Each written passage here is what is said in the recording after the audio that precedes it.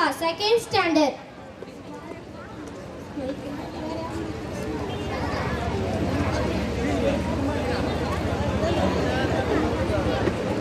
அஸ்ஸலாமு வரஹ்மத்துல்லாஹி வபரகாத்துஹு.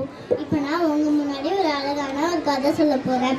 ஒரு ஊரில் ஒரு அழகான காடு இருந்தது. அந்த காட்டுக்கு சிங்கம் ராஜாவாக இருந்ததான். அந்த சிங்கத்துக்கு தூங்குறதுனா ரொம்ப பிடிக்குமா. அதை எப்போ பார்த்தாலும் தூங்கிக்கிட்டே சோம்பேறித்தனமாகவே இருக்குமா.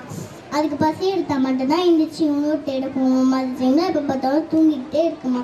அன்றைக்கி ஒரு நாள் மதியான டைமில் நல்லா கொரட்டை விட்டு மரத்துக்கு மடியில் நல்லா கொரட்டை விட்டு தூங்கிட்டு இருக்கும் போது அது ஒரு புத்திசாலியான ஒரு காகம் பார்த்துட்டு இருந்துச்சான். அந்த காகத்துக்கு உதவி செய்யலாம் ரொம்ப பிடிக்குமா. அப்போ சிங்கத்துக்கு பக்கத்தில் ஒரு முயல் பயத்தோடு நின்றுருக்கும் போது அது அந்த காகம் பார்த்துட்டு போய் கேட்டுச்சா, என்னாச்சு முயல் ஏன் பயந்துட்டுருக்கு அப்படின்னு கேட்டுச்சான்.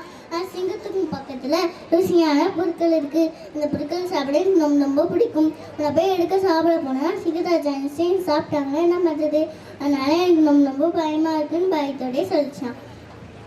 அதுக்காக அந்த காகம் கேட்டுட்டு என்ன சொல்லிச்சு தெரியுமா, நீ கவலைப்படாத மொழி நான் பார்த்துக்கிறேன் அப்படின்னு சொல்லிட்டு யோசிச்சு பார்த்துச்சான். சரி நம்ம இப்படி பண்ணுவோம் அப்படின்னு சொல்லிட்டு சிங்கம் காத்துக்கிட்ட போய் கான்னு வேகமாக கத்துச்சான்.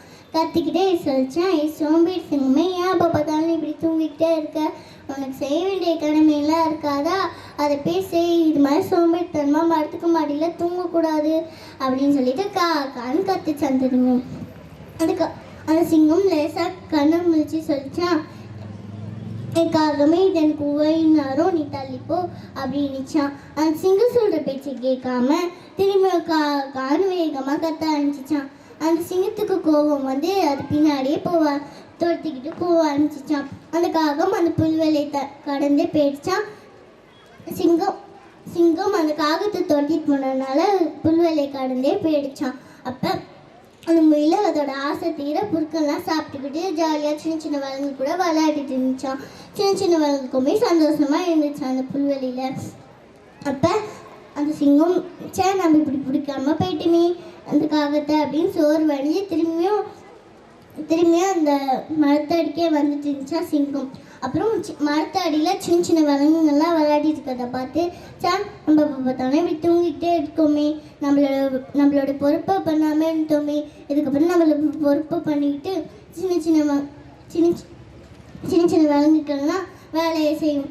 சின்ன சின்ன விலங்குகள்லாம் அதோடைய பொறுப்பை உணர்ந்து செய்ய சொல்லுவோம் அப்படின்னு சொல்லிட்டு இந்த காடையை நல்லபடியாக ஆட்சி செஞ்சிச்சான். சின்ன சின்ன விலங்குகள் எல்லாத்துக்குமே அந்த சிங்கராஜாவை பிடிக்க ஆரம்பிச்சிச்சான். இல்லை அந்த காகம் அந்த முயலுக்கு மட்டும் உதவி செய்யான். அந்த சிங்கத்துக்குமே அதோட பொறுப்பை உணர்றதுக்கு உதவி செஞ்சான்.